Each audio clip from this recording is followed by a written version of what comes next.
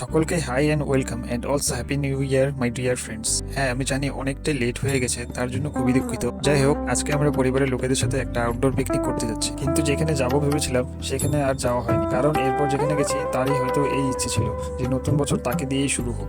আর যাওয়ার পথেই কিছু খাবারও নিয়ে নিলাম, তার সাথে কিছু ট্যাঙ্কও দেখে নিলাম। অনেকগুলো ট্যাঙ্ক ছিল এখানে। যেদিকে দু চোখ যায় সেদিকে যায়। বাবা এটা বলে বাড়ির থেকে বেরোলো।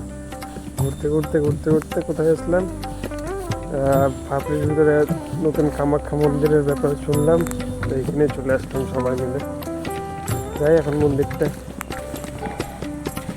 চলো কামাখ্যা মন্দিরে ঘুরে আসি।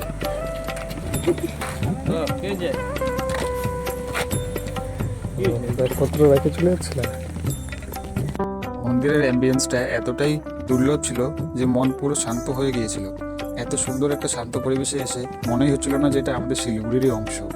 এখানে কামাখ্যা মা তো আছেই, তার সাথে আমাদের শক্তি রূপিণীর আরও অনেক রূপ এবং আমাদের ভোলে বাবাও রয়েছে।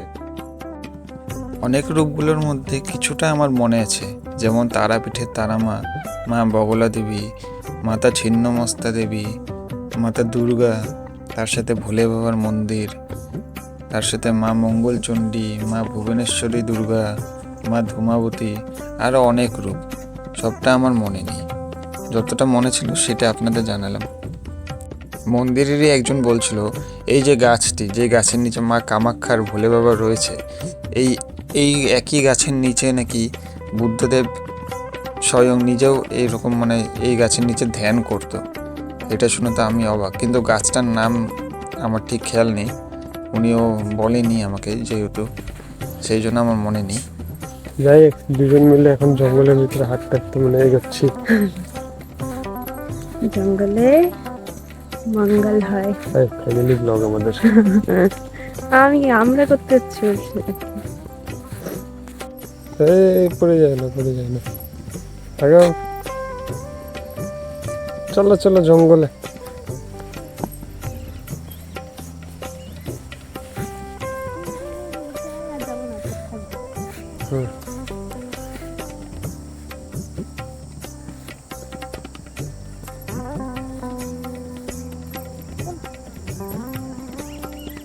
ফটো তুলবো, আসো। যাই হোক, তারপর আমরা সকলেই সব আমাদের যা পিকনিক করার জন্য নিয়ে এসেছিলাম, ফল, চিড়া ভাজা, এই সব কিছু বের করে নিই। বের করে আমাদের এই সব খেতে খেতেই অনেকটাই অন্ধকার হয়ে আসে।